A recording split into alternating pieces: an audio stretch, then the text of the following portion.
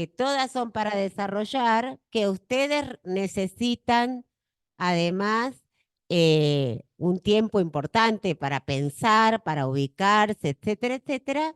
Por lo tanto, no se vayan por las ramas. No se trata de poner todo lo que sé tampoco. Lo que está fuera de tema y no es como si no lo hubieran hecho. Entonces no se saquen para poner de más, porque no saben exactamente esa pregunta. Para poner de más, pongo una cosa que anda por ahí, no lo pongan. Porque el problema es que debilita. Esto pasa siempre. Si yo hablo de otra cosa que no es la que se me pregunta, puede ser en un parcial, puede ser en la vida. Si alguien les dice, bueno, la verdad que está frío y cómo va a estar los próximos días, y ustedes dicen, ay, sí, la verdad me tomé una bebida caliente, eso debilita porque ustedes quedan medio como pavotes, digamos. Y además lo que deja en claro es que ustedes de lo que se está hablando no saben nada. Por lo tanto, no solo no sirve de nada porque nadie se los va a corregir, los vamos ¿cómo es? A tachar y va a decir fuera de tema, sino que además lo que nos va a quedar claro es que ustedes no saben ni de qué está hablando, entonces ponen cualquier cosa, ¿m? que no, que ni siquiera consultaron en el programa a ver si corresponde. Ustedes tienen instrumentos, pero además nos tienen a nosotros, levantan la mano y preguntan. Esta pregunta que la enfoco por este lado antes de empezar o hacen un borrador y lo muestran y nosotros les vamos a contestar. No es, no les vamos a decir así. Lo que sí puede ser es que si está erróneo, le vamos a decir que es erróneo, que busquen por otro lado. Por ahí no les decimos por dónde, porque son ustedes los que tienen que ubicarse en los temas, pero nos pueden consultar, ¿sí? Ay, esto dice características de la conquista. ¿Tengo que empezar por la crisis del feudalismo? No, mira, no te vale la pena, anda directamente, ¿se entiende? Y eso se los va a decir. Los profesores no somos enemigos, no somos los que estamos esperando agazapados para pegarles un tiro, somos los que cooperan con ustedes, ¿sí? Los que colaboramos con ustedes, para que ustedes puedan no solo aprender, sino además que eso les sirva. No solo estar acá, sino que les sirva. Bien, Profe, ahí un sí. estudiante preguntó cuántas preguntas son. ¿Cómo los obsesionan? Me parece que van a ser 5. Un montón. Por eso decimos que tienen que llegar temprano y que tienen que tener las cosas bastante claras. ¿Mm? Bien. No, el parcial se corrige como conjunto, no es que porque las preguntas son distintas, tienen distinta complejidad, así que no es que valen 2 puntos cada una, entonces yo especulo, me quiero sacar 4, contestando 2 alcanzan. No, porque depende qué pregunta es, contestando 2 alcanzan y a veces no, ¿sí? Por supuesto que sí, contesto una de 5 no alcanza en ningún caso, pero digamos, en general, si no saben nada de 3 temas importantes, el parcial no puede aprobarse, ¿sí? Uno siempre se puede equivocar, pero esto es lo que estaba tratando de explicar. Lo que ustedes están haciendo en un parcial no es someterse a una tortura de parte nuestra. No tiene nada que ver. Ustedes vienen con esa cosa de la escuela, pero no es así. El parcial no es un instrumento de tortura. Es la manera en que ustedes se muestran a ustedes mismos y que nosotros los ayudamos a ver si están aprendiendo lo suficiente de la manera apropiada. Punto. Es para ustedes. No, lo que pasa es que ustedes se van a dar cuenta, además, podríamos no corregirlo nosotros y ustedes se darían bastante cuenta de si es suficiente o no es suficiente para dejar la materia. Lamentablemente, los alumnos se han hecho cada vez más dependientes, pero en otras épocas se hacía muchas veces. Los profesores ni corregían. Cuando yo estudié, muchos profesores ni nos corregían los trabajos. Éramos nosotros los que charlando con los compañeros, etcétera, veíamos si estaba completo, si estaba incompleto, si tenía un nivel de confusión muy grande. Es para ustedes. Nosotros los ayudamos porque ustedes son poco autónomos, digamos, para corregir las cosas propias y les vamos a decir, con esto podés terminar bien o con esto no estás en condiciones de avanzar, pero nada más eso. Es para ustedes. ¿Qué más? Perdón, para que se entienda, para terminar. Por lo tanto, si yo de 8 temas aprendí uno y medio, no están para dejar de estudiar esos temas, ¿se entiende? No es, hay dos materias, dos preguntas bien contestadas, es 4. No sé, de 8 temas no aprendiste lo principal. No aprendiste ni la mitad, ni la mayor parte, ni una base de cada una, que es a lo que tendríamos que apuntar. Es decir, que las lecturas estén todas hechas. ¿m?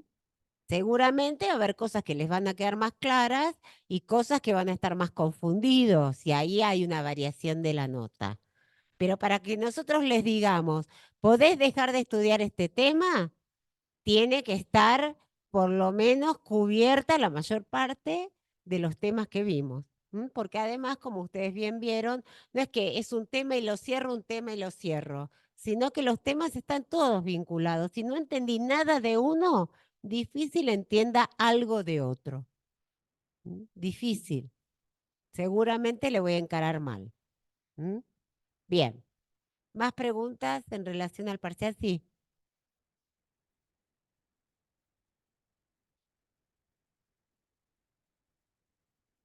Bueno, yo lo mostré en el pizarrón, les dice, no se puede traer un resumen, no se puede traer 20 páginas, vos podés, digamos, te pones el tema, el título del tema, liberalismo estábamos viendo ayer, ¿sí?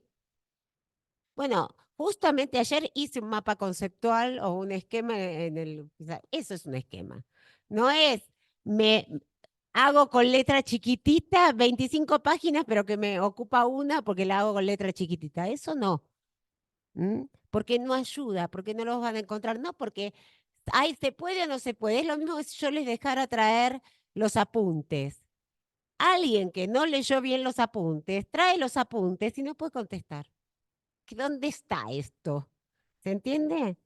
Entonces, tendríamos que tener más tiempo, pero se podría hacer una buena evaluación al libro abierto, ¿sí? Pero para eso hay que conocer mucho mejor los apuntes que para hacerlo, digamos, un poco con los apuntes, un poco con las clases. Entonces, no se les ocurra hacerse un machete. Una cosa es un esquema, otra cosa es un machete. Machete no usamos en la facultad, no lo usamos. Lo que usamos son esquemas, algún tipo de señalización ¿se acuerdan que les dije ayer? Una ayuda memoria, algo que a vos te permita recordar el proceso, no que te reemplace, porque ustedes ya tienen demasiadas cosas que les reemplazan el conocimiento. Muchas cosas que reemplazan lo que es el conocimiento. Entonces ya no nos acordamos y esto les debe pasar. Cuando yo era joven, todos nos acordábamos 200 números telefónicos. Ahora uno con suerte se acuerda el propio. Bueno, esas cosas, ¿me decías al compañero? No, gracias. Tienen demasiadas cosas para reemplazar la memoria. No se traigan más cosas, no sirven, no les sirven para la vida, no les sirven como actitud, no sirven para el conocimiento, no los sirven para pensar, no les sirve para nada. Así que nadie trae un machete, traen un ayuda a memoria. ¿Por qué? Porque en la medida que se los hacen, ojalá nos dieran un poquito de bolilla. En general son como bastante tosudos en hacer lo contrario de lo que uno les dice. Como si los profesores solo sirviéramos para torturarlos y siempre estuviéramos pensando alguna manera horrible para que ustedes estén en la facultad y no tuviéramos muchos años de experiencia, ¿no? Yo en mi historia, bueno, ya vieron, yo entré en la facultad en el año 82. Tengo 40 años en la universidad. Primero de estudiante, después como profesora. Toda mi vida trabajé en la universidad. Un poco de experiencia tengo. No ayuda copiarse, no ayuda. ¿M? Entonces, traten de cuando uno hace un esquema, prácticamente no estudia más. Y si ese esquema se lo explica al compañero, ni les digo. O sea, el estudio colectivo, por eso les decíamos, explicarle a otro, eso no te lo olvidas más en la vida. Ahora, si yo copio y me hago un apunte y después lo leo, un resumen y después lo leo, eso no solo no se aprende ahora, no se aprende para el parcial y mucho menos para un final y mucho menos para dar una clase. Piensen que usted, no es que falta 1000 años para que estén acá, muchos van a estar acá dentro de relativamente poco. Bien, ¿qué más? Profe, Sí, para recordar a los chicos de quienes quieran, lo que les planteé para los talleres de lectura el jueves a las 2 de la tarde, en el aula 7 nos vamos a reunir de nuevo. este jueves, Este jueves a las jueves 2 de la tarde, 16. sí, de 2 a 16, nada de eso para que puedan acercarse. Bien. Todo el mundo sabe que el miércoles no hay clases, ¿no? Que los profesores tenemos nuestro asueto, ¿no? Mañana no hay clase. Es el día de profesor universitario. Por lo tanto, no es que hay paro, no hay nada, es asueto, está en el calendario de la facultad. Este, a las maestras les llevábamos flores, pero a los profesores universitarios no traen nada. Nada, es un chiste. Contentos de festejar. ¿Cómo? No, no, no, ni se les ocurra, porque eso además es tarea de la universidad y si no hay que, al revés, cuando quieran reclamar que tenemos pocos marcadores o condiciones desfavorables de trabajo, lo reclamamos, pero no lo reemplazamos. Porque hoy pones un marcador, después traes una estufa, o decís que vas a pagar el gas y terminas haciendo una universidad arancelada. Igual súper agradecida que se preocupen por nuestras dificultades. Bien, ¿estamos con esto? ¿Alguna pregunta más? Sí.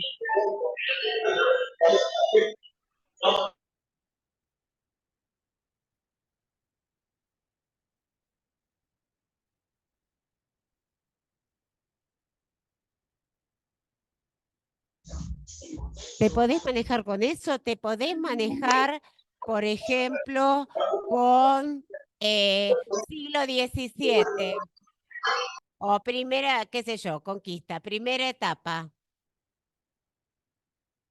siglo XVII, España y Portugal? ¿Sí?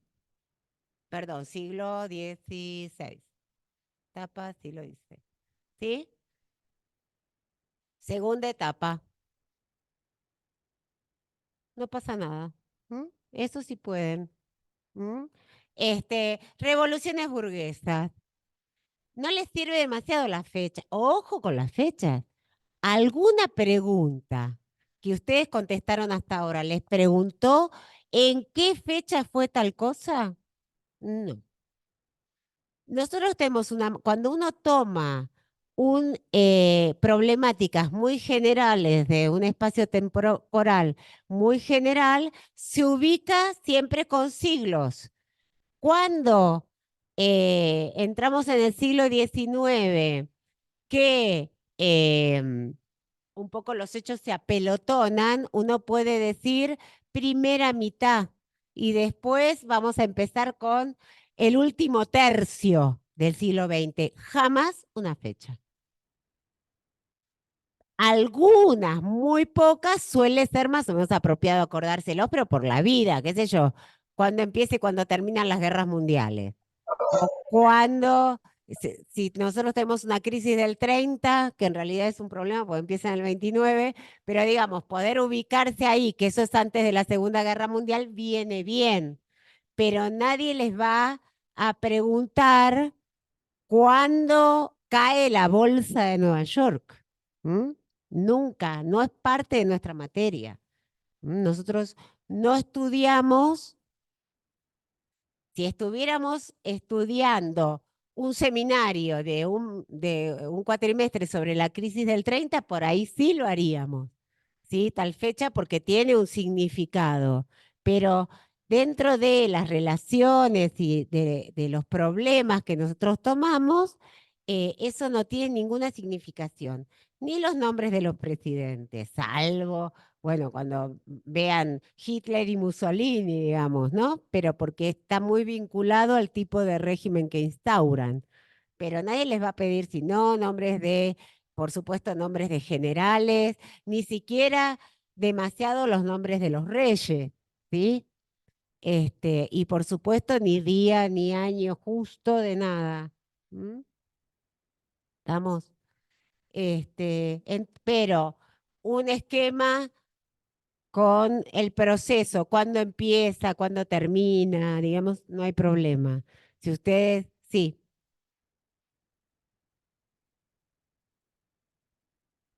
no, no.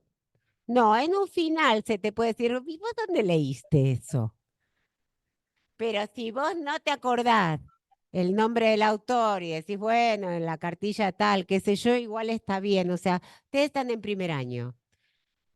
En ciencias sociales, quién dijo lo que dijo es muy importante. Si ustedes vieron el texto de Susana Bianchi que tenían para hoy, ella dice, fulanito, Bobel dice que no fue una revolución burguesa, Hobsbawm dice que el rol de los intelectuales. ¿Por qué? Porque todos los en ciencias sociales, quien dice es muy importante, porque 2 más 2 no es 4. ¿Mm? Entonces es importante quién dijo qué cosa, porque muchas veces, por ejemplo, las revoluciones burguesas, nosotros estamos trabajando que las revoluciones burguesas son, por ejemplo, la Revolución Francesa y hay autores, historiadores muy famosos que dicen que no fue una revolución burguesa. Entonces, eh, ¿cómo discutimos nosotros? Sabemos quién lo dijo y afirmamos o rebatimos ese argumento. Bien, no es para un alumno de primer año. Ninguna materia les pide a ustedes que discutan, ¿no? En general les presentamos algunas perspectivas. Si hablamos de revolución burguesa, todos los autores que les ponemos hablan de revolución burguesa. En todo caso, Bianchi advierte que para algunos no lo es, ¿sí? Pero ella escribe desde la postura de que sí lo es. Pla escribe desde la postura de que sí lo es, ¿sí? Porque están en primer año, todavía no tienen herramientas propias para discutir distintas perspectivas. Recién están empezando a ver alguna. ¿M? ¿Qué pasa? Cuando ustedes va a ser una cosa bastante frecuente discutir autores, ahí se los van a tener que aprender. Cuando sean más grandes, entonces estén en un taller y digan, bueno, para fulanito esto es tal cosa y para menganito no. Y entonces van a tener que aprenderlo. Por ahora no. ¿Mm? Dale.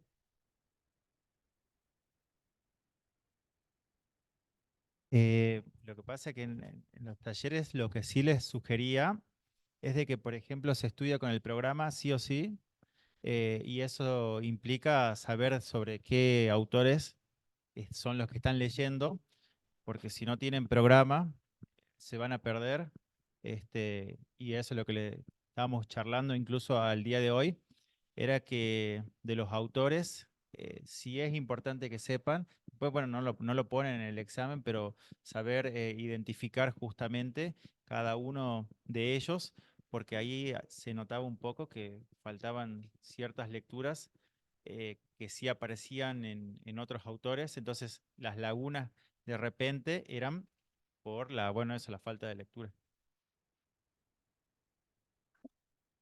Ah, y no es tanto, digamos, recordar los autores, aunque es bueno saber dónde uno lo leyó para poder volver sobre todo. ¿Dónde leí esto? Y bueno, si me acuerdo más o menos dónde lo leí, puedo volver a leerlo. Si no me acuerdo. Em, pero sobre todo esto, la profundidad en la lectura. ¿Cuándo dejo de leer? Cuando le puedo explicar el punto del programa al compañero. Ahí dejo de leer. No, ay, lo leí, ya lo estudié. Cada uno y además con cada parte les va a pasar cosas diferentes. Algunos van a poder, tienen mucha facilidad, se acuerdan de la clase, lo juntan ahí, lo encuentran y ya está. Y otros tienen que leer y leer y leer y leer hasta que le aparece.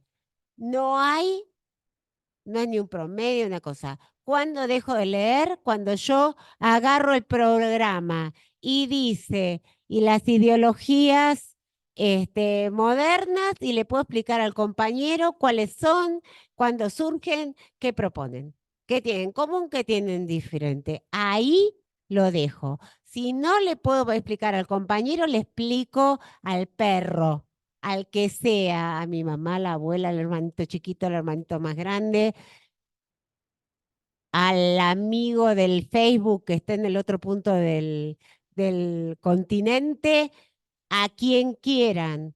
No se pierdan la experiencia de chequear si pueden dejar esa lectura. ¿Mm? La largo, no importa, algunos la leerán una vez, otras 20. No es una cantidad de veces, además una calidad. ¿Mm? Cuando encuentran en el texto lo que se explicó en el teórico, o cuando encuentran en el teórico lo que está en el texto y se lo explican a alguien. Entonces ahí yo sé que lo puedo dejar. Mientras tanto, lo leo. Y si tuvieran que agarrarlo, a pesar de que se lo acuerden del tema, yo quiero decir que después de 40 años de universitaria, yo sigo preparando las clases. Yo tengo de cada clase mi cuadernito, mi esquema, si alguien lo quiere ver, está acá.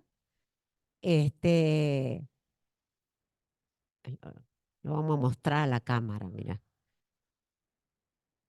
Ay, para que vean. Este está hecho para la clase de ayer. Y lo hice ahora, no lo hice cuando era joven.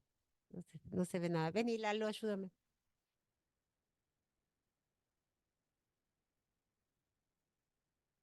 Vení, acá. Ahí está. Bueno, dice liberalismo, sus características, el asociacionismo, los principios, para no olvidarme de ninguno y tampoco para empezar a hablar de cualquier cosa, que cuando empiezo a hablar de cualquier cosa, cosa que siempre hago, en algún momento retomo y garantizo que esto esté hecho. Bueno, no es para que se lo... pero simplemente para ver cómo es. Esto lo pueden traer. Yo lo traigo, ustedes lo traen. Tenemos los mismos derechos. Bien, estamos sin miedo.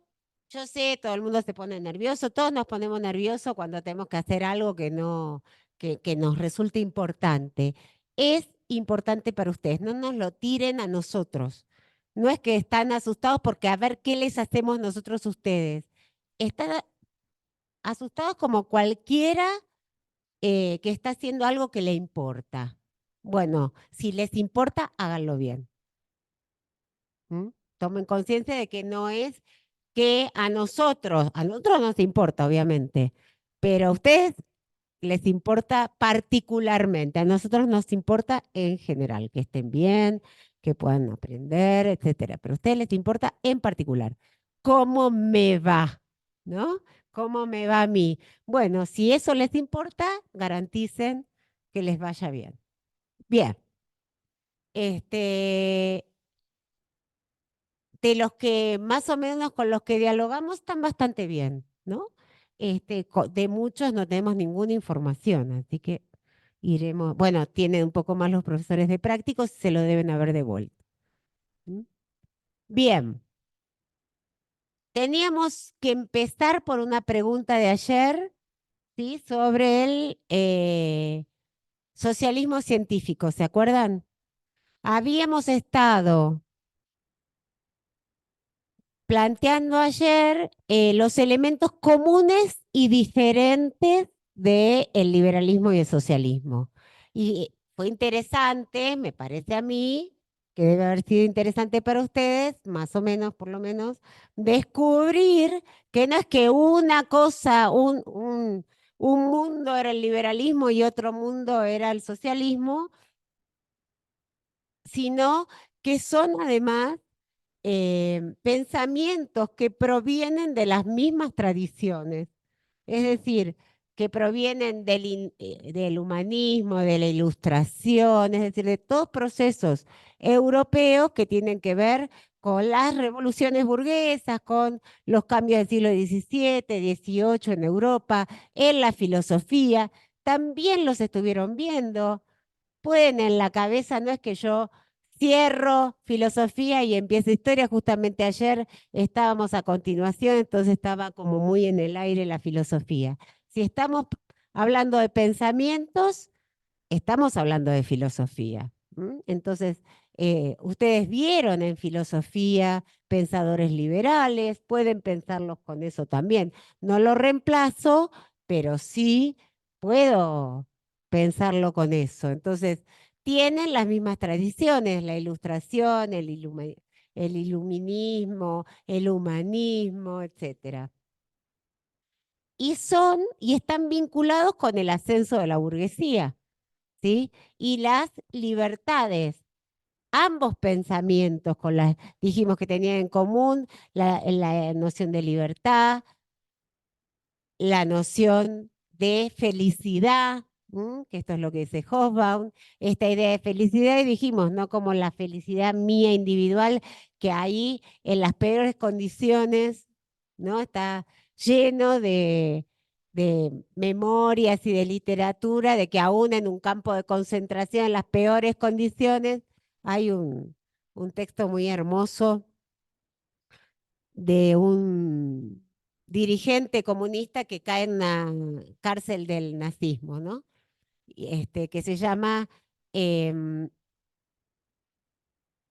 sí, el de Fusik, se llama, ¿cómo se llama?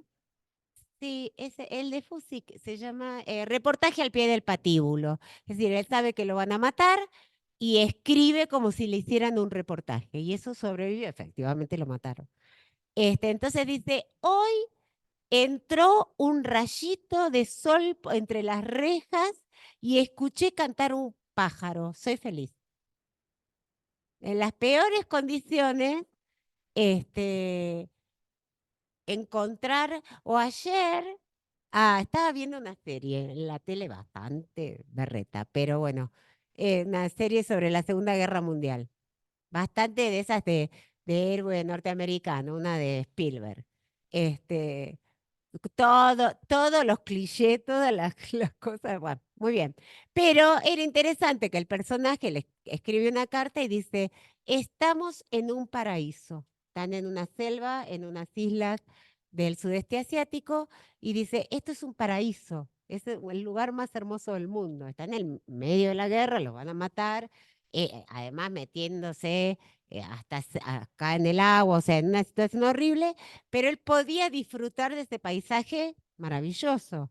Hoy son lugares turísticos cerca de Vietnam, digamos, de esa zona.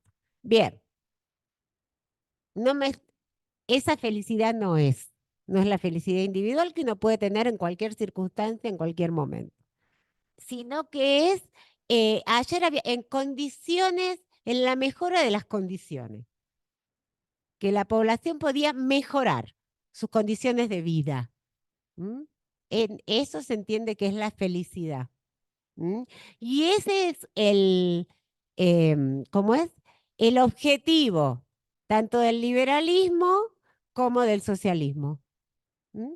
Entonces, esos elementos comunes, ya dijimos además que es un pensamiento racional, que se explica por medio de la razón, que puede dar fundamento, que da argumentos, que no es una verdad revelada, no es así porque lo dijo alguien. ¿M?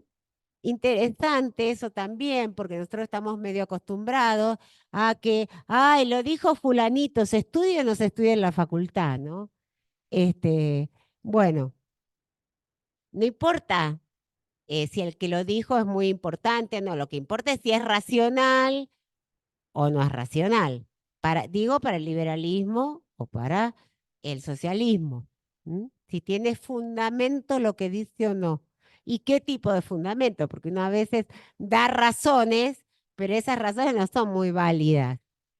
¿M? Entonces, si profe, llegué tarde al parcial porque se me quemó la leche, no es es una razón. Desde ese punto de vista uno podría decir, bueno, es racional, pero no tiene mucho que ver. O llegué tarde porque hay guerra en Palestina, es una razón, pero no tiene mucho que ver. No es el fundamento. Digo esto porque también es cierto que muchas veces se da un fundamento, se da una razón, pero después hay que ver si esa razón es valedera o no. ¿Se acuerdan que además se entiende que la realidad es real? No le gustaba a la Vicky, me dice el otro día, ay, esa frase me da cositas. Sí, ¿por qué? Porque todos tenemos visiones de la realidad, pero en principio acordamos, todos los que estamos en la universidad deberíamos acordar que la realidad es exterior a nosotros, a nuestro pensamiento, a nuestros deseos, y que va a estar ahí em, si nosotros no estamos de acuerdo, estamos en desacuerdo, eso va a estar ahí. Se va a expresar de alguna manera. No es que todo se puede crear, ¿no? Eso ustedes van a debatir en la carrera de ustedes muchas veces porque hay corrientes, hay ideas sobre la comunicación donde la comunicación crea la realidad, ¿no? Bueno, esa es una discusión donde nosotros por ahora no nos vamos a meter. Nosotros planteamos que existe una realidad exterior al individuo, al sujeto ese que le está pensando. La podés conocer o desconocer, pero la realidad está igual y opera. Desde ese punto de vista, las ideas deberían poder explicar y actuar sobre esa realidad. Y eso es eh, lo que plantearía entonces el racionalismo, el materialismo, el realismo que hablamos ayer. Bien, elementos en comunes. Entonces dijimos que estos primeros socialistas, alguien había preguntado también por los socialistas utópicos. ¿Por qué utópicos? La palabra utópico es una palabra que alude a un, em, una situación ideal puesta, por ejemplo, en un futuro o en una tierra que desconocemos, es decir, una realidad posible pero no real. Eso querría decir utópico.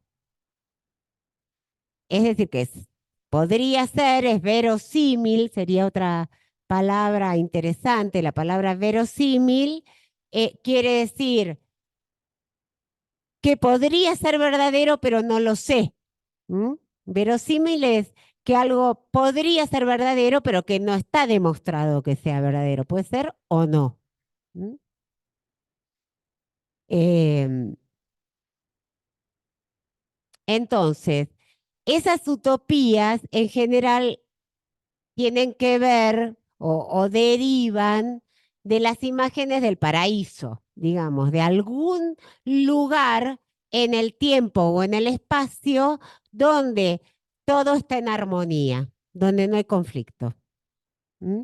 Eso son las utopías sociales. Hay una cantidad a lo largo de la historia, ¿no? Una y otra vez. Hay autores que han pensado mundos utópicos, ya sea en el futuro o en el pasado también.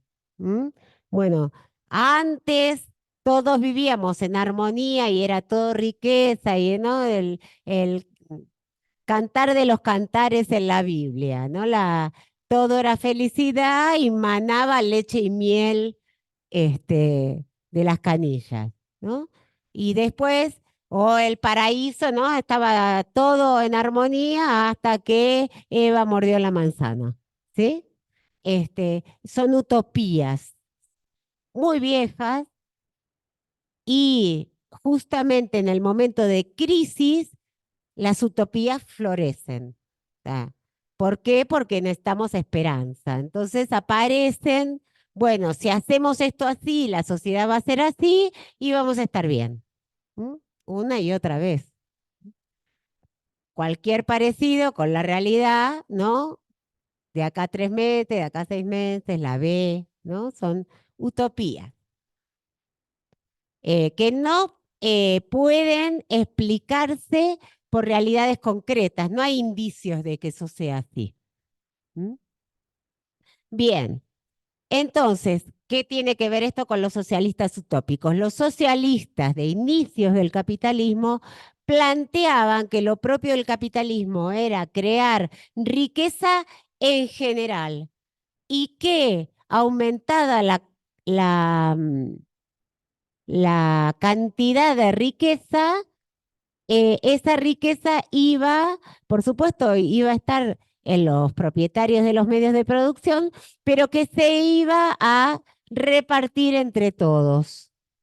Es interesante porque estas concepciones utópicas no eran solo del socialismo y tienen variables, todavía operan mucho que hoy se llama teoría del derrame y que el que hizo una teoría del derrame que no se le cumplió en absoluto fue Cavallo en la década del 90, en donde sí, en medio de una crisis y efectivamente la Argentina con una deuda importante, muy importante, y prácticamente paralizada, que no se podía producir, que no había nada, no había compra, no había venta, había saqueos, bueno, de todo. Frente a eso había que hacer una economía tremendamente restrictiva, había que vender todas las empresas públicas, había que cerrar los ferrocarriles, había por supuesto que bajar mucho los salarios, había que echar a muchos empleados públicos, había que sacarle todas las garantías laborales. Eso iba a generar una riqueza que se iba a derramar después, iba a generar una riqueza a los que siempre tienen riqueza, las empresas, obviamente. Eh, pero eso iba a generar una masa de riqueza que iba a derramar sobre los sectores populares. El final de esa política es el 2001. No, sí la vimos en ese momento, ya nos levantamos, ya nos rebelamos, ya logramos acumular un poco más de riqueza. Y ahora otra vez, como suele pasar con los ciclos económicos, se fue, como siempre, más o menos para los mismos lugares. Y ahora otra vez aparece la teoría del derrame. ¿Qué es? Que, bueno, ahora vamos a ajustar, ajustar, y después cuando vaya para arriba, nos dice, cuando se vuelva a generar una masa de riqueza considerable, se va a volver a ir. Eso no parece. ¿Qué dicen? Vamos a estar mejor, ¿o no? Este, bueno, uno podría decir, por lo menos es utópico, porque no tiene una base real, ni históricamente. Ahora vamos a ver, hay distintas maneras de saber si algo tiene sustento. Una de las maneras de comprobar es la historia, no porque la historia se repite, pero si hay algo que nunca ocurre, bueno, no tenemos por qué pensar que en él, este, uno puede siempre decir ojalá, pero ustedes saben lo que quiere decir ojalá. ¿Saben lo que quiere decir? Ojalá es una palabra árabe, ¿eh? Exactamente, es si Dios quiere. Bueno, si Dios quiere, pero recuerden que la explicación religiosa de la realidad se acaba en el siglo XV. ¿Mm? Esto no para no ser religiosos y pensar, pero efectivamente Dios no va a decidir la economía argentina, convengamos, ¿sí? Tiene otras tareas que son suficientemente importantes, no va a decidir eso, como no va a decidir, ya dijimos el otro día, el final de cada uno, ni el resultado de un partido de fútbol, tampoco va a decidir el destino económico de los argentinos. Sino, ¿para qué votamos? Prenderíamos velas, y quedaríamos en manos de un poder superior, pero ya sabemos que eso no es así. ¿M? Que Dios se ocupa de cosas más trascendentales, ¿no? Más sobrenaturales, ¿no? De las cosas que pasan en la tierra nos ocupamos nosotros. ¿M? No, no, claro, pero eso es otra cosa, pero pensar que ojalá, es decir, que si Dios quiere, esta vez las formas de acumulación de riqueza van a derramar, eso no tiene ningún sustento. Vamos a dejar al pobre Dios, porque si no, lo llamamos por teléfono para demasiadas cosas, digo. Ah, claro, claro. Bueno, eso, que todo se le pide, pero sepamos, se pueden pedir lo que quieran, pero bueno, tengamos en cuenta que la explicación religiosa en el siglo XV ya quedó abolida para la sociedad, para los religiosos y para los no religiosos. Bien, em, entonces, decíamos, socialismo utópico, ¿qué pensaba esto? Que frente al salto enorme en la riqueza que implicaba el capitalismo, porque esto es así, ¿sí? Si hay algo que caracteriza al capitalismo, es el aumento enorme de la cantidad de bienes que hay en el mundo. ¿M? Piensen que en pleno feudalismo había básicamente poquitas cosas para comer y nada más, y alguna poquita cosa para vestirse, y después un pequeño sector de grandes nobles y algunos burgueses de las ciudades tendría algunas cosas más. ¿Sí? Pero es un mundo más bien de escasez. Ni les digo los cazadores recolectores. Estamos de acuerdo que son mundos que tendrían una vida interior muy rica, por eso tienen esas pinturas, esos dibujos, pero muchos bienes no tenían. ¿M? Apenas si se vestían, apenas si comían, apenas si tenían herramientas.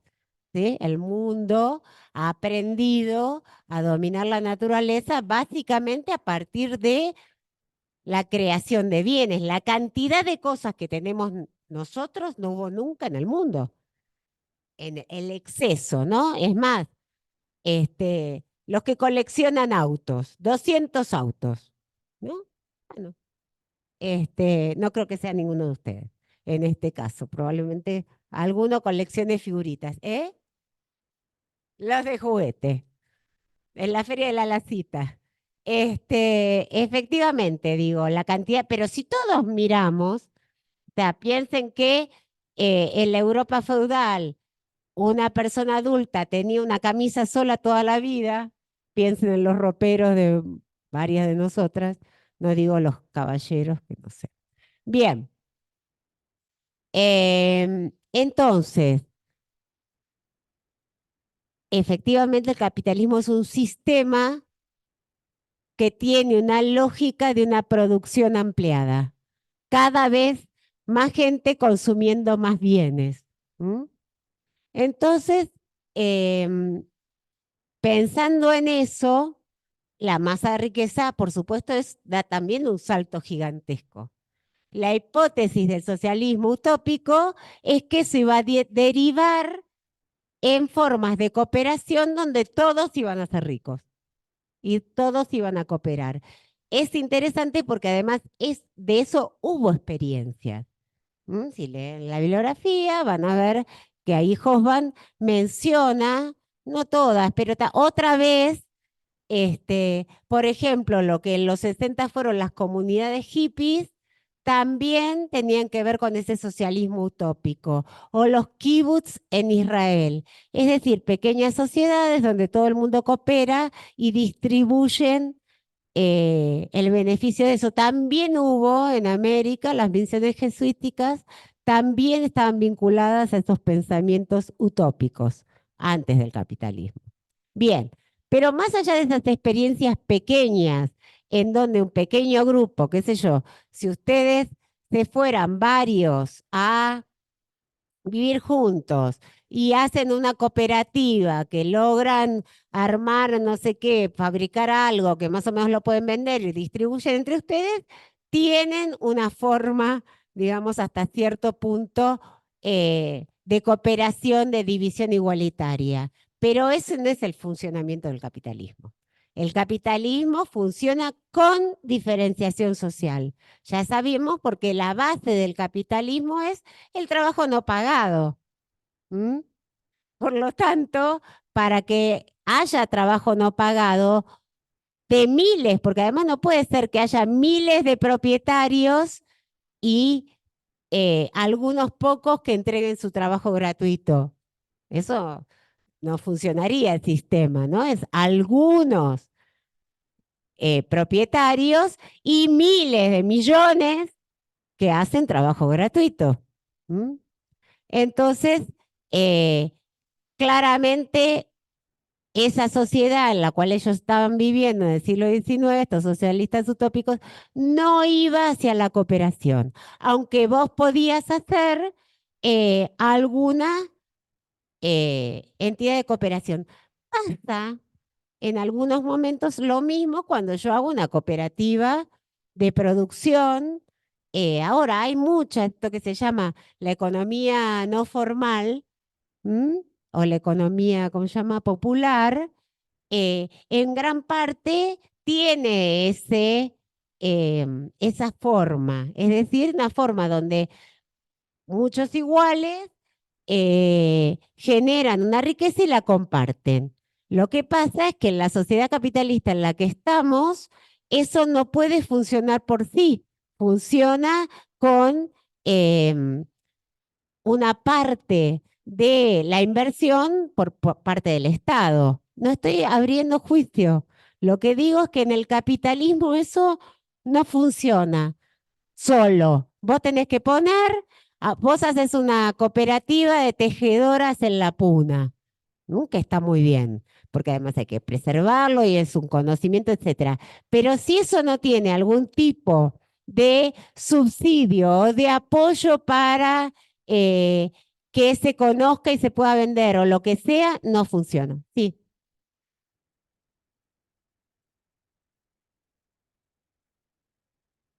claro,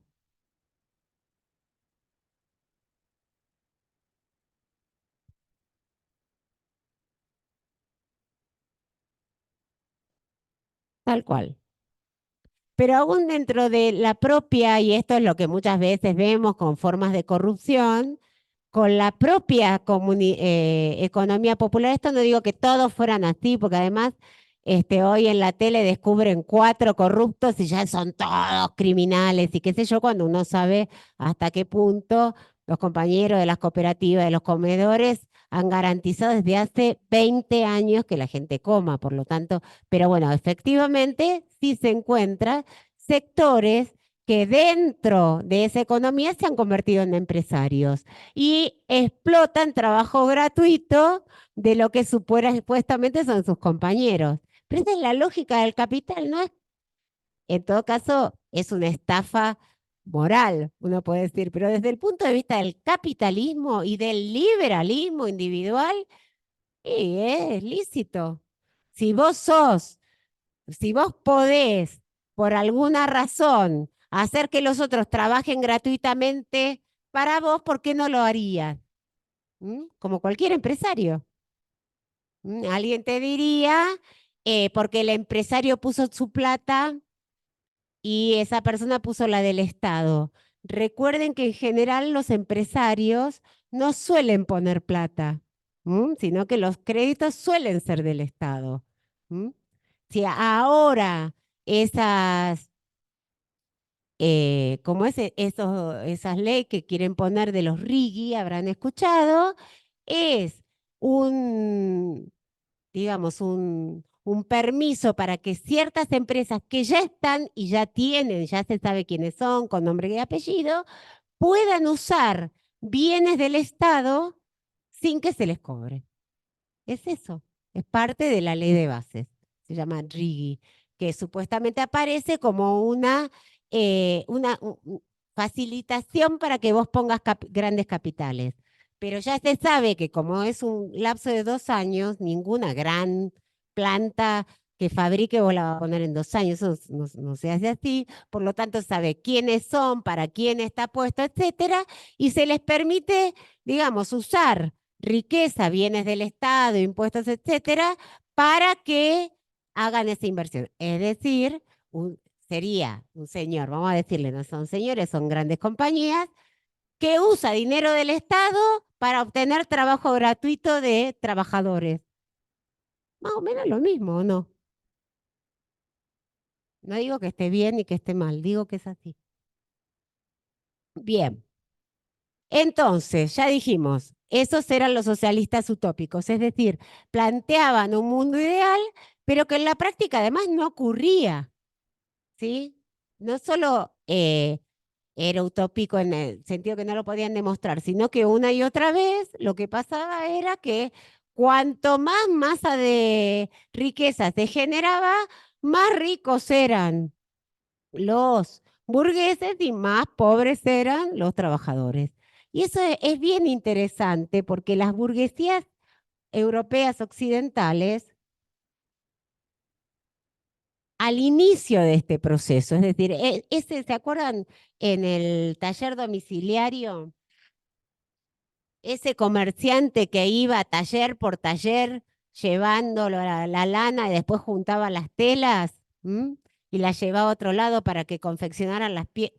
Ese burgués era un burgués bastante pobretón, digamos. Por supuesto, era mucho más rico que los trabajadores, debía vivir en una mejor casa, debía comer mejor y vestirse mejor. Punto. Pero no podía tener 200 autos. Pero, profe, hay un Sí, comentario de una compañera. sí. eh, Totalmente, profe, el capitalismo impuso la idea que cualquiera en un pequeño emprendimiento tiene las posibilidades de competir con empresas como Coca-Cola y terminen a ver, defendiendo las políticas a favor de los empresarios, considerándose parte de ese sector, cuando en realidad son políticas de Estado que más los afectan. Bueno, efectivamente, en realidad, cuando se habla de empresarios, entraría así, entra desde el panadero de la esquina o la señora que tiene un puesto de vendiendo empanadas hasta Elon Musk. Bueno, estamos tratando de ver algunas diferencias. Bien, eso es socialismo utópico, eso rápidamente queda claro que no ocurre y que no se puede generalizar, o sea, que puede ser una opción interesante para la vida de alguien, pero, o sea, yo quiero hacer una cooperativa y dedicarme a eso, es legítimo, ¿sí? Pero no resuelve los problemas de la felicidad humana. Recuerden que el problema de este pensamiento y de estas acciones es como mejorar la calidad de vida, como resolver estos dramas de la vida de la gente, de las grandes mayorías. ¿Mm? Bien, grandes mayorías que en el momento en que se empiezan a plantear incluyen a la burguesía, que está oprimida también por la nobleza, acuérdense, que tiene toda una potencialidad y deseos de hacer cosas que no las puede hacer. Porque existe monopolio real, porque existe el tributo al señor, porque el señor de tal lugar le impide, lo que sea. ¿Mm? Pero y sobre todo las grandes mayorías de trabajadores. Bien, en el transcurso de esta historia y sobre todo a partir de las grandes luchas sociales, porque esto no se lo olviden, que los cambios en el pensamiento siempre están vinculados, no solo que una persona se sentó y pensó, sino que siempre están vinculados con los conflictos sociales. Entonces, esta etapa de tan revulsiva que nosotros conocemos como revoluciones burguesas, va a generar en un momento un pensamiento en la propia Revolución Francesa, ya se va a plantear que en realidad, aunque el pueblo francés compuesto por burgueses, campesinos y obreros triunfe, el problema es que los campesinos y los obreros no van a resolver sus problemas, que los va a resolver la burguesía que va a poder tener sus representantes y hacer política a su favor. Y eso ya se plantea en la Revolución Francesa con esta revolución que habla Susana, esta etapa de la revolución. No va a aparecer una pregunta sobre etapas de la revolución, porque no la queremos ver tan sino más bien características, ¿m? En general, pero como lo van a leer, eh, hay una segunda etapa.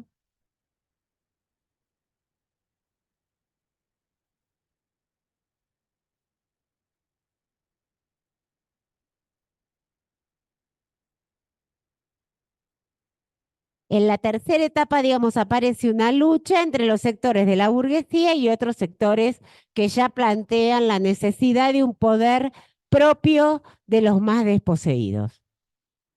Ese es el antecedente, entonces, de una serie de corrientes que van a plantear con bastante eh, razón, uno podía decir, que la burguesía se estaba apoyando en la lucha de los pueblos para lograr sus conquistas, pero que a la hora de decidir, las mayorías quedaban otra vez afuera.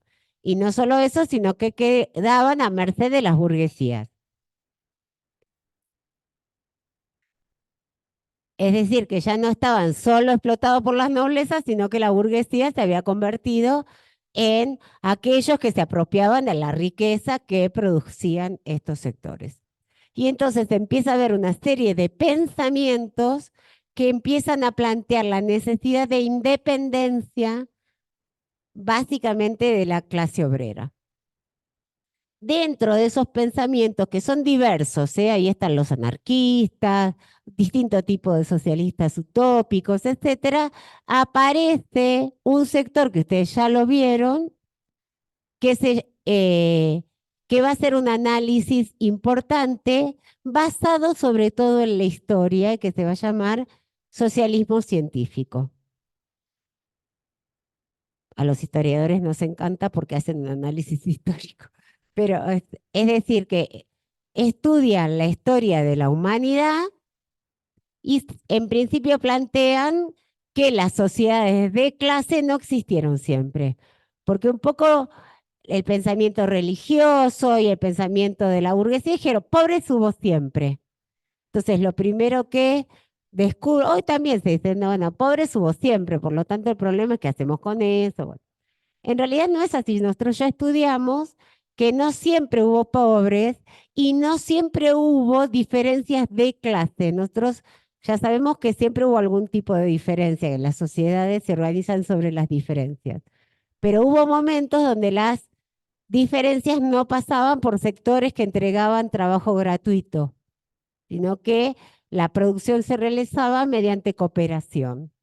Entonces, este socialismo científico lo que plantea es como todo lo que aparece en la realidad, como en la naturaleza, en el pensamiento, en las sociedades, todo lo que aparece va a desaparecer.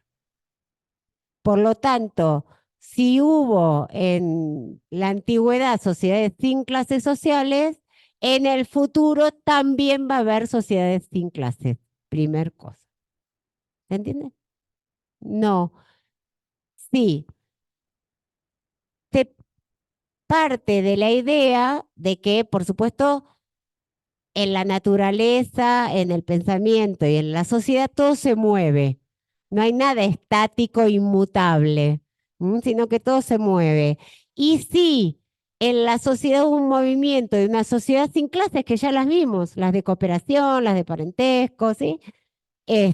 Si hubo sociedad sin clases, en el futuro también va a haber sociedades sin clases, que estas sociedades de clase que conocemos, ¿se acuerdan que habían quedado con la tarea de volverlo a ver desde cuándo había?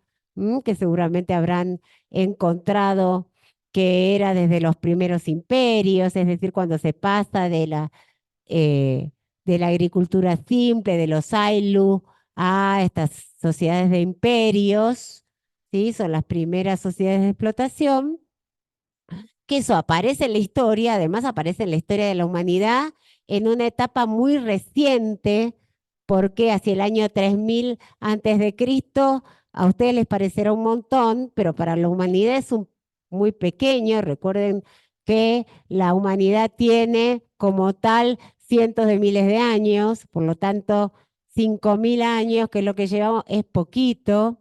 ¿M?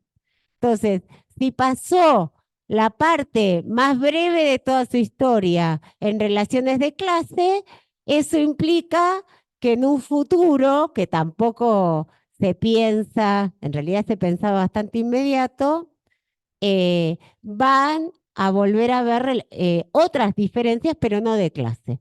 No iba a haber explotación del trabajo gratuito del otro. Eso es lo que plantea el socialismo científico. Y que la manera, ¿por qué eso iba a pasar en esta sociedad? Dice Marx. Porque hasta ese momento, otra vez basándose en la historia, entendía que de la sociedad de los imperios antiguos al feudalismo se pasa mediante transformaciones, pero los campesinos siguieron, por eso ustedes siempre sienten que no cambia, que ser esclavo, ser siervo, todo más o menos lo mismo. Y efectivamente es así porque ninguna de estas grandes transformaciones, ni la de los antiguos imperios al feudalismo, ni la del feudalismo al capitalismo, terminó con las clases sociales, sino que la explotación sigue, por eso parece tan parecido, ¿sí? Entonces, ¿qué dice Marx? El problema ahí estaba que el proletariado es el único, los obreros de las fábricas son los únicos que pueden en realidad dirigir por sí solos las explotaciones. Y por lo tanto, efectivamente, podrían dirigir las fábricas que no necesitan a la burguesía para nada. Dale,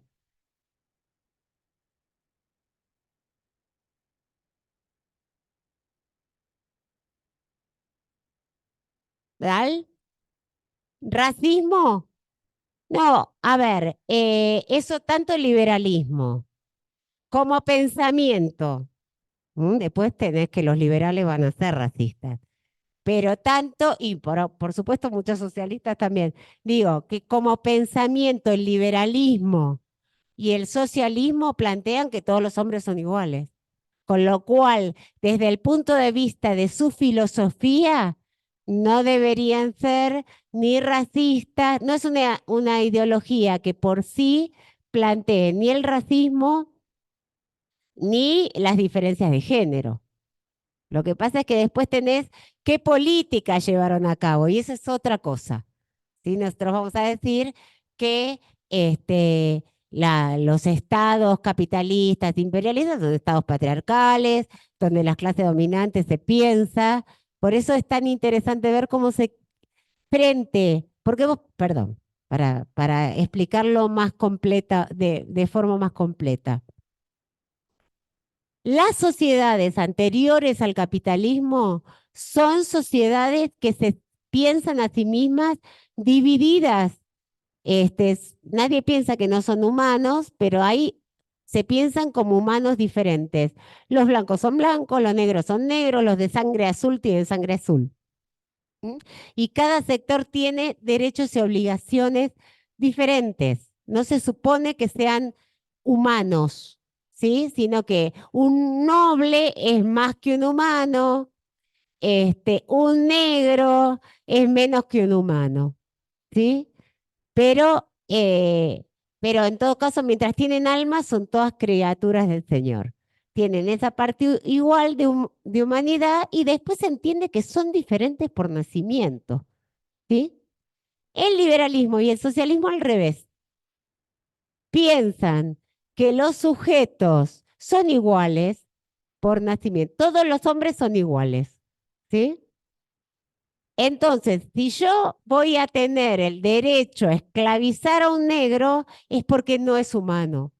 O a someter a una mujer es porque no son completamente humanos. Ese va a ser el argumento del racismo, de la relación de género, incluso durante bastante tiempo con los pobres. Los que no tienen capital son brutos, son bestias, son bárbaros, no son civilizados. ¿Sí? Entonces, ahora, ¿vos qué querés decirme? Que en potencias liberales como Inglaterra no solo son racistas, sino que lo usan a full, sí. ¿Mm? Pero no es la parte filosófica doctrinaria del liberalismo. O sea, si vos estudiás a los autores liberales, no vas a encontrar nadie que hable de la raza eh, como desarrollo de la felicidad del hombre. ¿Se entiende? Entonces, si vos lo que querés decir es que hubo muchos socialistas racistas, sí, pero no es parte de la doctrina filosófica del socialismo científico, ¿no? Son más bien prácticas o ideas en otros terrenos, pero la idea de qué quiere decir la humanidad y el cambio en la humanidad y cómo va a ser el futuro y todo eso, no. ¿Mm? Bien, entonces, volvemos. Desde el punto de vista de la historia, se plantean dos cosas, que hubo sociedades que no eran de explotación y por lo tanto va a volver a haber, y que el proletariado es la clase social que como está liberada, no tiene nada, está liberada de qué comer, de cómo comer, de todos los instrumentos de trabajo, no tiene nada, solo tiene, dice Marx, sus cadenas para perder. No le pueden sacar tierra porque no tiene, no le pueden sacar casa porque no tiene, no le pueden sacar nada. Tiene sus cadenas para perder. Por lo tanto, su interés es el cambio de toda la sociedad en función de este estudio. Los,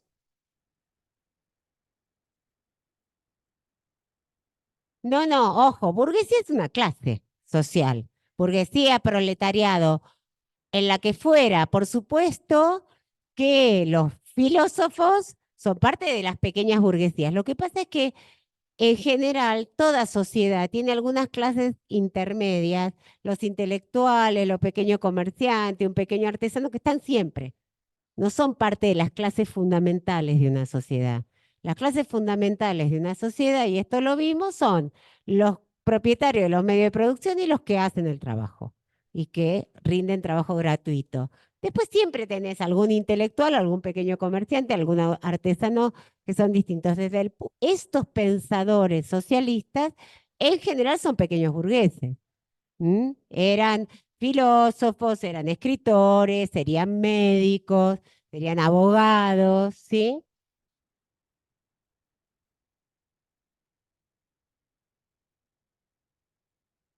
No es que estén en el medio, están por afuera, están pensando la sociedad, no importa, además, habría alguno, por ejemplo, Engels, que era el socio de Marx, era un gran industrial.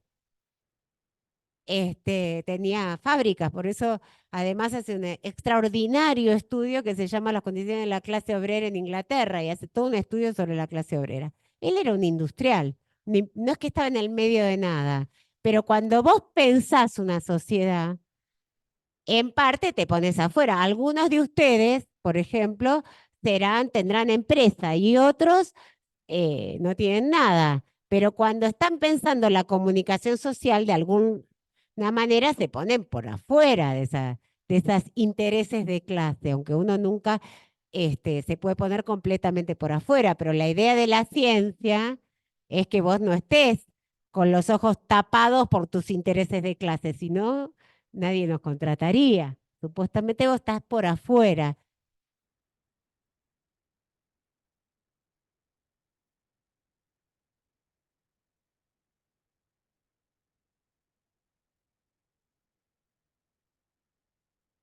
Bueno, es que no, ese es lo interesante. Por eso no piensen que solo uno se mueve por sus intereses de clase, porque si no, además, no se entendería por qué tantos millones a lo largo de tantos años actúan en contra de sus propios intereses, que es lo que hacemos todos, porque esta sociedad sigue siendo una sociedad de explotación.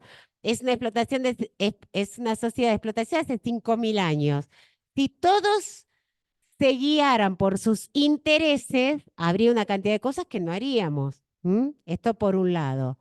Al revés también, cuando aparecen pensadores, justamente para que un pensamiento sea una filosofía y no sea mi opinión, es un pensamiento general sobre el mundo.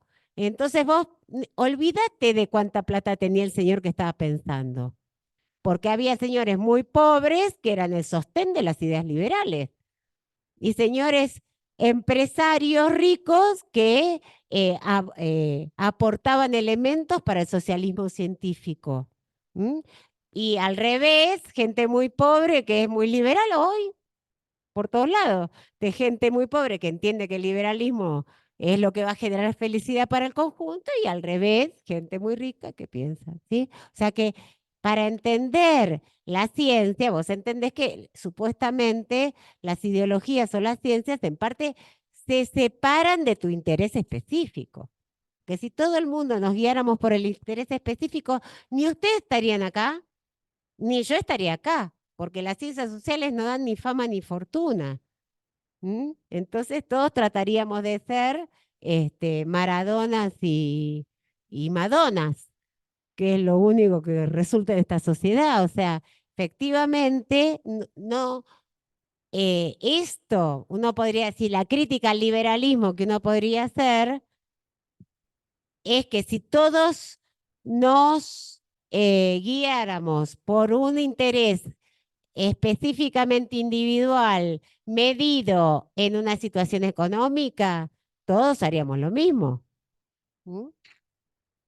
Eso está invalidado por la propia realidad. Y si todos, esto ya lo dijimos, todos los que intentamos tener una felicidad económica, etcétera, todos seríamos iguales y todos lo pudiéramos resolver, seríamos todos burgueses. Bien. ¿Estamos con socialismo científico? Nos agarró el tiempo con la revolución. Ah, no, estamos todavía como queremos. Yo los veía tan preparados para salir. Revoluciones burguesas. Entonces, las revoluciones burguesas están en relación, si ustedes ponen en relación Pla con Bianchi, ¿sí? Que son los dos textos que tenemos para revoluciones burguesas. La última parte de Pla y Susana Bianchi.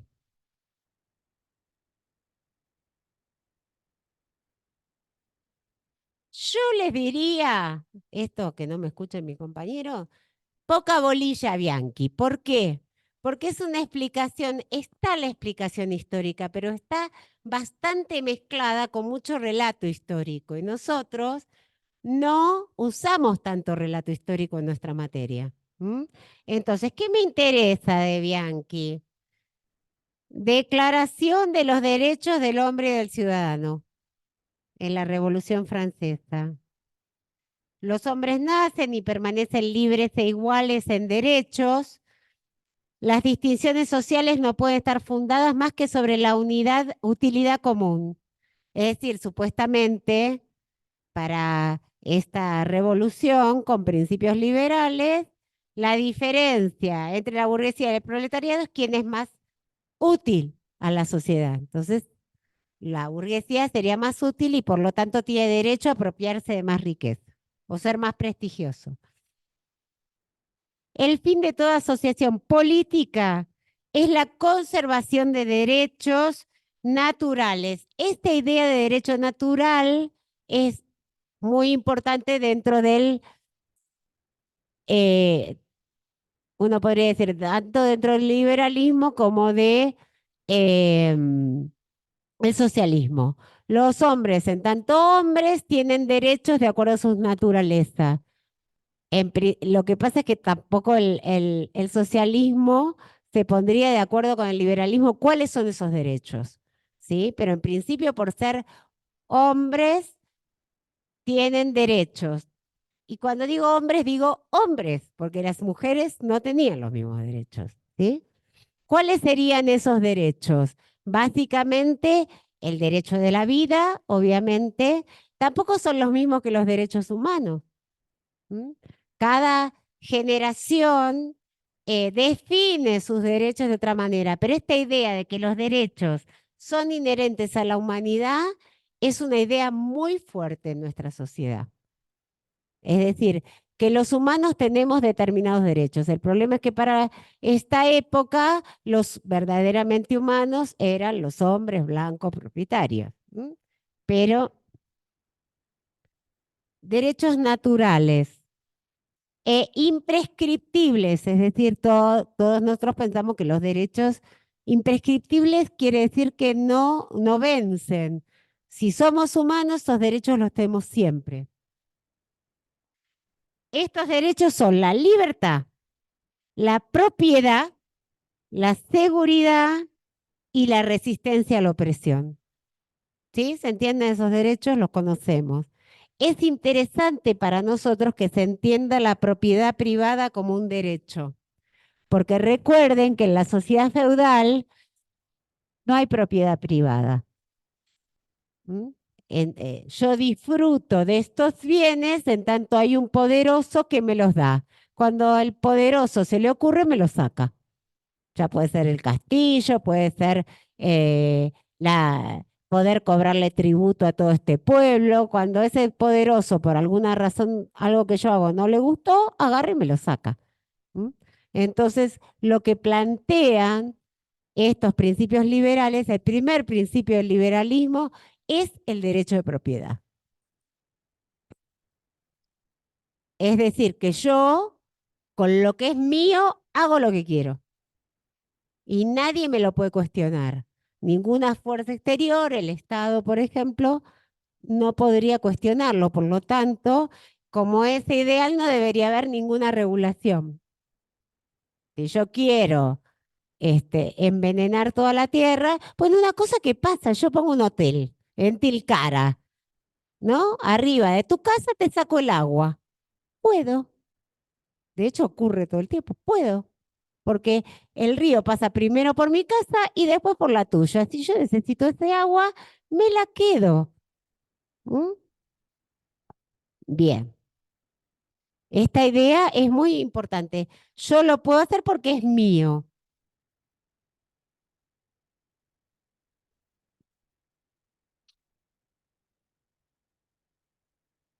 Si una persona más, y hoy es así, no dice en ningún lado que me puede dejar sin agua. Lo que dice es que como yo soy propietario, en mi propiedad puedo hacer lo que quiera, que la propiedad es absoluta. Nadie dice, podés sacarle el agua al vecino, porque eso no estaría en ningún lado. De hecho, le puedes hacer juicio, pero anda y hacele juicio. ¿Eh? También te la pueden contaminar. O sea, no importa para qué. Lo que quiere decir es que si yo soy el propietario, también, si vos podés, hay una comunidad que tiene un territorio. Y si yo logro por alguna razón tener un título de propiedad de ese territorio, puedo echar a todo el mundo, no importa hace cuánto que esté, si se la pagó 25 veces al rey, por ejemplo, cosa que ocurre con todas No es que las comunidades no han pagado sus tierras, sino que se las pagaron 25 veces a un rey que ya no existe. Entonces esos papeles no sirven. Claro. ¿Mm? La propiedad es absoluta. Vos hacés lo que querés. Eso está desde la Revolución Francesa. La seguridad, que ya sabemos, y la resistencia en la opresión. Eso es interesante, es decir, que cuando hay algo que se entiende que es opresión, vos tenés derecho a rebelarte. Y es interesante frente a las discusiones actuales. ¿Qué sería opresivo? ¿Mm? ¿Qué sería opresión por la cual vos te podés rebelar? Que sí, que no. Se los dejo para ustedes. Pero es un derecho de los hombres. Bien, el principio de toda soberanía, esta palabra soberanía es muy importante porque quiere decir el poder político. La soberanía es el poder político autónomo sobre un territorio. El principio de toda soberanía reside esencialmente en la nación. Ningún cuerpo, ningún individuo puede ejercer autoridad si no emana directamente de ella. Este es un principio que no es liberal, sino que es un elemento eh, justamente que muestra los límites del liberalismo, en el sentido de que tenés que poner algo que dé cuenta de la comunidad, algo superior al individuo, pues si no los individuos se matarían entre sí, sería, en función de sus derechos individuales. Profe, hay un Sí, comentario sí. de una compañera que pone, eso pasa en el sur con un inglés que compró propiedad y no deja pasar para sacar agua de un ojo de agua que él dice que está en su propiedad. Sí, de un lago en realidad. Bueno, efectivamente.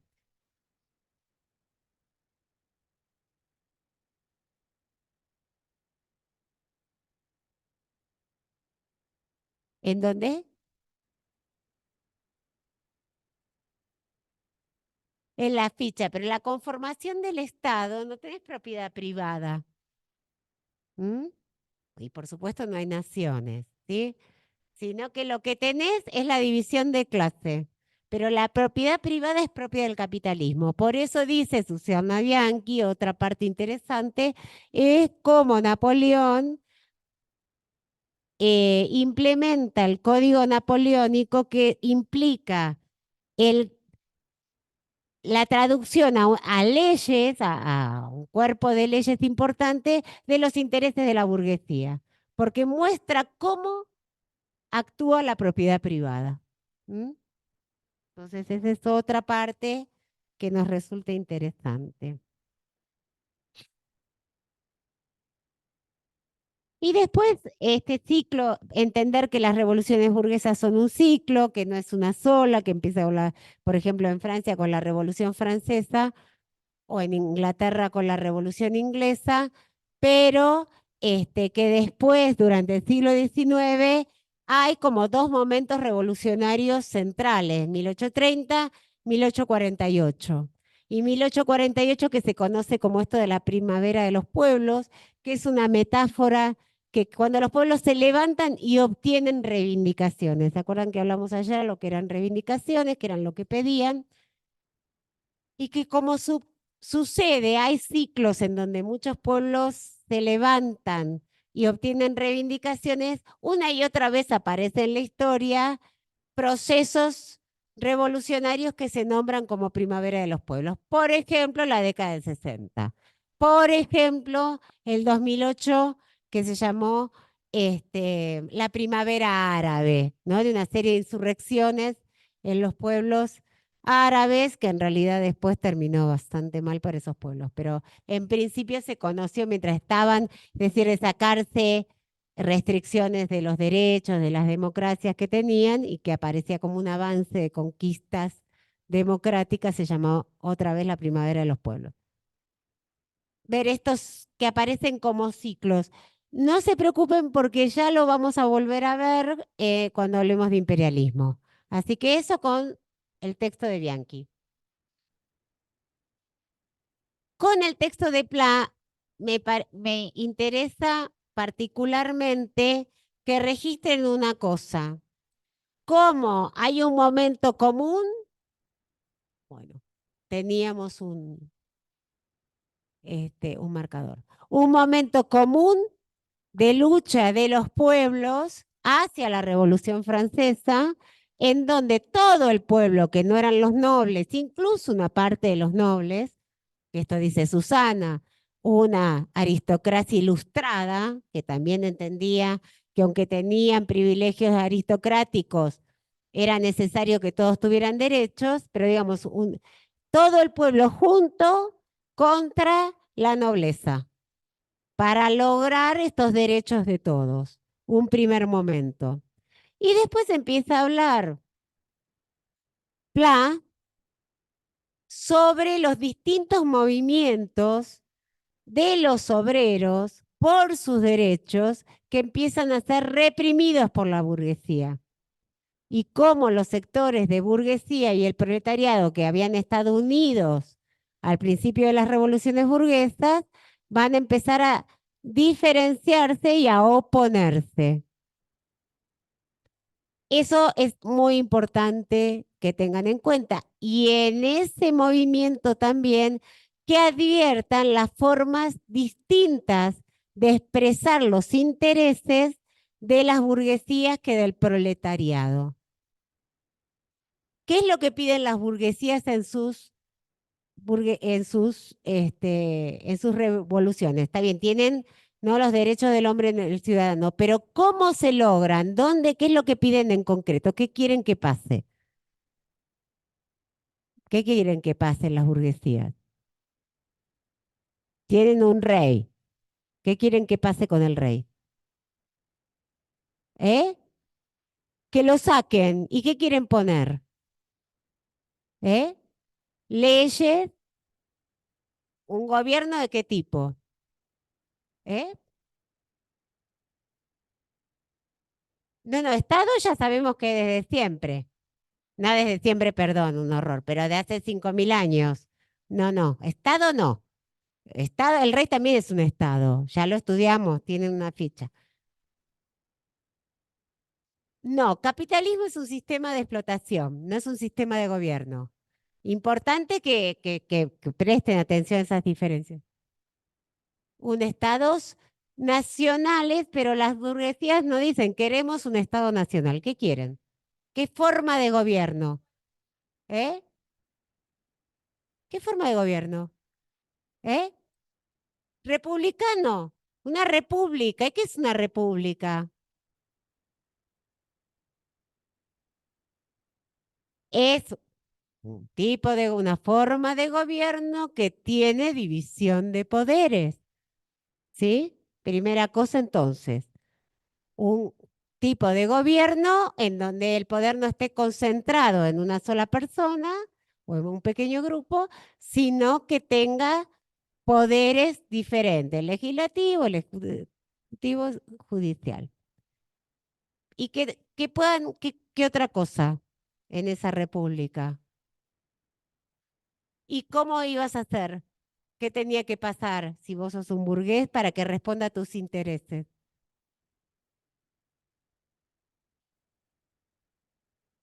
¿Y cómo lo logras? Con leyes. ¿Y cómo haces esas leyes para que respondan a tus intereses? Buscando intercambio. ¿Entre quién y quién? Vos, estás, vos decís, bueno, yo necesito leyes que defiendan mis intereses. ¿Cómo haces?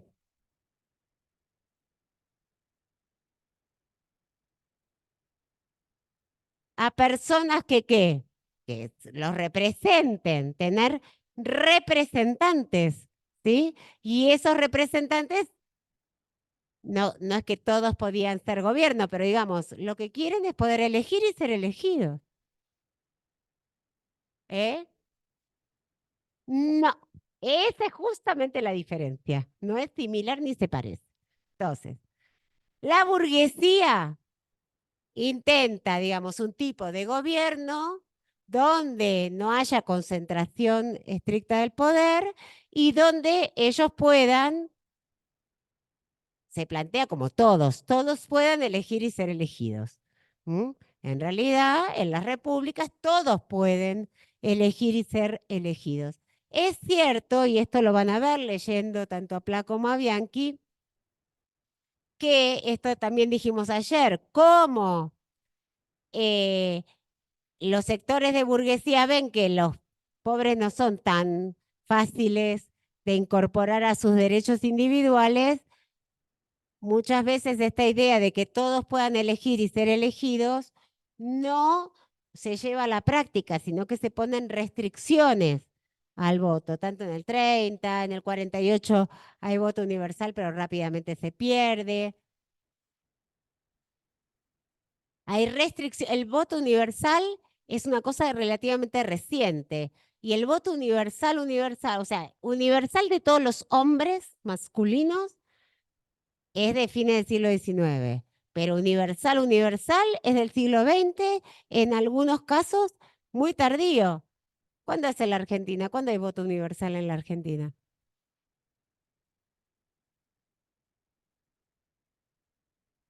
¿Voto universal masculino desde cuándo hay? ¿Dónde dice que que pueden elegir y ser elegidos todos los hombres? ¿Eh? ¿Dónde dice?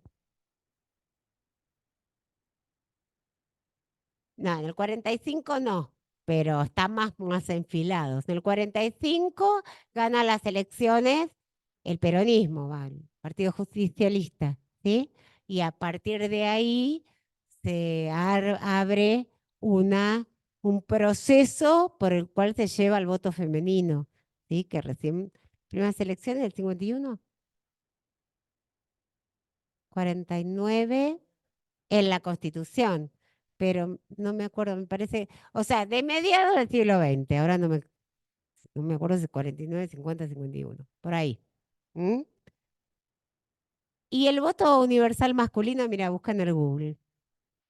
Vergüenza. ¿Eh? Con la ley Cespeña lo que plantea es el voto secreto. ¿Mm? Que efectivamente amplía porque nadie te está mirando lo que votás. Pero ya hacía mucho tiempo que en la Argentina votaban todos los hombres. ¿Cuándo? ¿Dónde dice cuáles son los derechos de los argentinos? En la Constitución, ¿que de cuándo es? 1800, ¿cuánto? Antes de la Revolución de Mayo, no, por favor. 1853. ¿Mm? 51. Este, ¿No? ¿Se entiende? Que ¿por qué? Porque la burguesía rápidamente entiende que no todos deben tener los mismos derechos políticos. ¿Mm? Bien. Eh, sí, perdón, 100 años después, el voto femenino que el masculino, sí. Piensen además, por ejemplo, en Bolivia el voto universal es después del 52. 1952 hay voto universal masculino. Sí,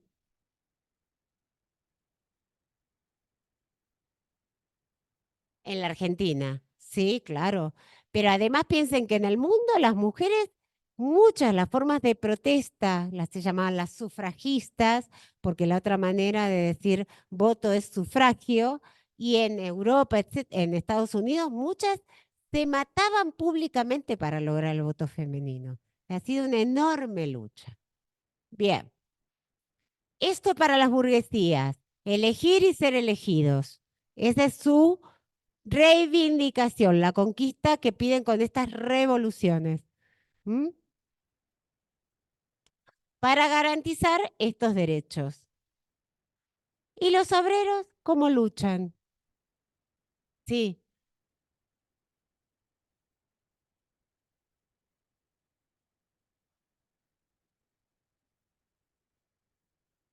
en los obreros, sí, pero reformistas y revolucionarios son orientaciones políticas. ¿Cuáles son tus objetivos, etcétera? Primero tenemos que saber cómo se organizan. Primero de mutuales y después de sindicatos. ¿A vos te pareció porque votan sus dirigentes? Pero esa es la única cosa parecida. Un sindicato no se parece para nada a un partido político. ¿Mm?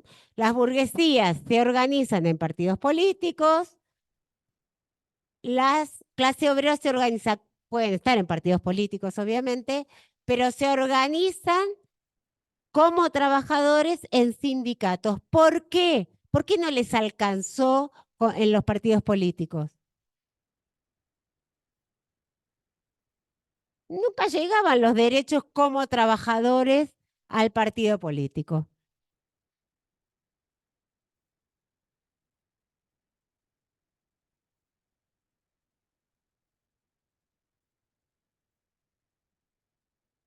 Efectivamente. Entonces, los sindicatos es una organización exclusiva de trabajadores en tanto trabajadores. Después pueden estar en un partido en otro, tener ideas más de reforma, más de revolución, pero en principio hay que entender cómo son los sindicatos. ¿Y cuáles son las conquistas que quieren lograr los sindicatos? ¿Qué es lo que piden? ¿Eh? Mejora de salario, siempre, hasta el día de hoy. ¿Qué más? Mejores condiciones de trabajo. ¿Mm? ¿Por qué? Porque en una época había 12, 14 horas, sin luz, sin salubridad, etcétera, y hoy por ahí hay ciertas cosas que ya tenemos, pero aún así siempre las condiciones de trabajo están por detrás de lo que deberían ser. Por ejemplo, parte de las condiciones de trabajo de los docentes sería tener buenos marcadores, ¿no? Ya lo vamos a poner en el pliego de reivindicaciones. Bien, entonces, salario, mejores condiciones de trabajo, ¿qué más? La reducción de la cantidad de horas de trabajo. ¿Mm? Esto es una reivindicación permanente de la clase obrera. Hoy, que se entiende que hay condiciones de generar masas de riqueza muy grandes, en menos horas, se pide menos de las 8 horas. Ustedes vieron que sobre todo en trabajos insalubres, en muchos se ha logrado jornadas de trabajo de menos de 8 horas. ¿Mm? Bien, en esa época eran las 8 horas. También se han matado, ¿no? Y han muerto justamente la conmemoración del 1 de mayo, que se nos pasó bastante, tiene que ver con las 8 horas de trabajo, ¿no? Eh, ¿Qué más? Tres, entonces. ¿Eh? No entiendo. No, no, esas condiciones de trabajo, vacaciones, aguinaldo, todo eso tiene, o el aguinaldo más con el salario, este, descansos, todo eso son condiciones de trabajo. El tema de la salud también tiene que ver con condiciones de trabajo. ¿Qué más? Los, el trabajo infantil tiene más que ver con derechos y obligaciones de la infancia y va a tardar mucho, pero uno podría ponerlo también dentro de las condiciones de trabajo. Pero a ver, dijimos salario, reducción del horario de trabajo y condiciones de trabajo. ¿Qué más? ¿Qué más piden los obreros? Lo acaban de decir. Reconocimiento de sus organizaciones sindicales. También fue parte de la lucha. Ustedes están acostumbrados a sindicatos, que ya hay una ley de sindicatos y si vos cumplís determinadas cosas, tienen la patronal, tiene que reconocer que eso es un sindicato. Igual todavía muchas organizaciones sindicales no son reconocidas, esto que se llaman los metrodelegados. Porque no son reconocidos como, o sea, no se pueden sentar a una paritaria a negociar con sus patronales. ¿Mm?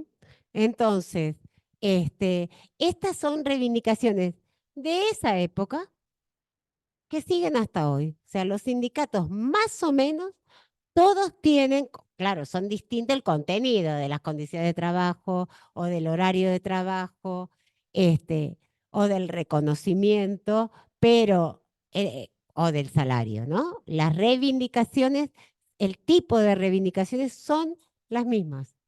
¿Mm? Entonces, muy importante que ustedes puedan conocer bien por qué. Porque hoy hay un discurso oficial y de la tele y qué sé yo, donde los sindicatos están demonizados, donde son todos malos, todos son corruptos, todos son ricos, ¿sí? Pero es importante mirar cómo es esa historia y en todo caso poder advertir qué pasa con los trabajadores cuando no hay sindicatos. como en esa etapa donde no había. ¿Mm?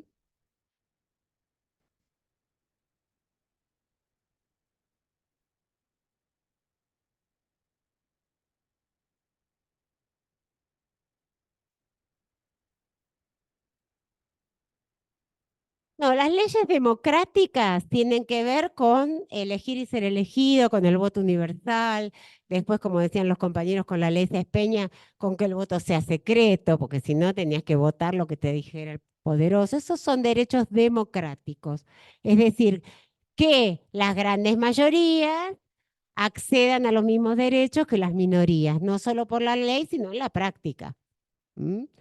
Esos son derechos democráticos. En el caso de los sindicatos o gremios, tiene que ver con los derechos como trabajadores, para todos los trabajadores y por supuesto trabajadoras que también van a adquirir derechos posteriores y no los mismos, ¿no? Todavía hay un derecho de las mujeres que es igual salario por igual trabajo, que es una cosa pendiente a futuro, ¿no? Todavía no ha sido, en algunos trabajos, sí, nosotros tenemos igual salario por igual trabajo, pero no es una cosa que se haya logrado en todas las instancias. ¿Mm?